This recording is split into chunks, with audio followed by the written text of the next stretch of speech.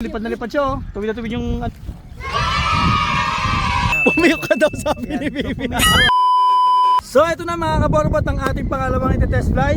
2.5 meters na same fishbone design with color combination ng green, dilaw, pula at black.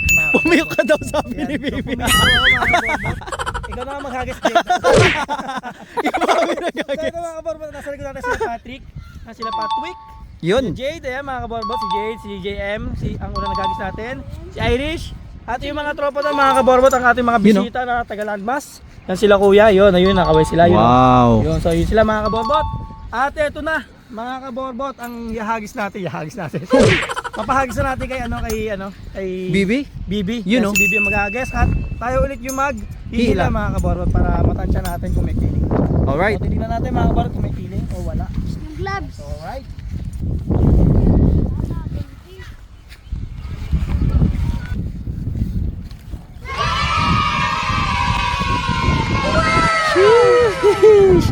One click na naman mga kaborbot.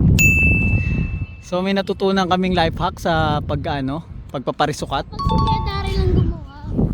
Pag si Kuya Daryl lang gumawa, one pick yan.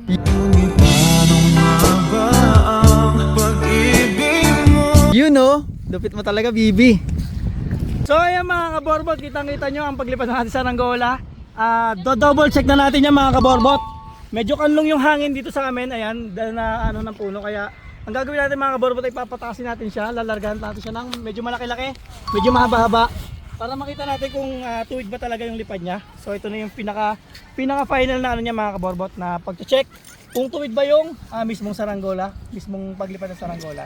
So makikita yung mga kaborbot sa pag-angat kung isang straight ba yung angat niya o medyo gilid. So ito mga kaborbot, largahan natin ng medyo malayo-layo. At doon natin siya hihilahin mga kaborbot. Yan. So ayan mga kaborbot. Tingnan natin. Ayun, straight na straight. Mga kaborbot. Ayan mga kaborbot. Yun. So, kung makikita nyo yung iba sa Angola, pa ganun din talaga siya. So, one click to mga kaborbot. Matindi ang life hacks. Ayan, may tinamaan mga kaborbot. Nigel! Nigel! May tinamaan po tayo. Parang bola na mga kaborbot. Ayan, ayan, tumatakbo, tinamaan. Ayan. Ay, ito ang hangin oh. Ayan mga kaborbot, ang lipad niya. Ganda. Pakiling. Hindi ba kiling ano? Hindi, hangin boy. Diretso. Grabe na wala yung hangin. So yung mga kaborbot, kitang-kita nyo oh. Talaga oh, lipad na lipad siya oh. Tuwid na tuwid yung natin mga kaborbot oh. Yung tali Yung natin. ating tali. Tumutore. Yung tumotori maigi mga kaborbot. So umiikot na yung hangin. Ilan taong Possible, sobrang lakas na nito mamaya mga kaborbot. Yan, umiikot kasi yung hangin. 61. At feeling ko dito na babagsak yung hangin papunta rito, saka papunta doon. Si Manok. So ito na mga kaborbot, gusto siya. Bababa na natin ulit. So bababa na natin to mga kaborbot at mag-check ulit tayo ng isa pa. Yun oh. Yan.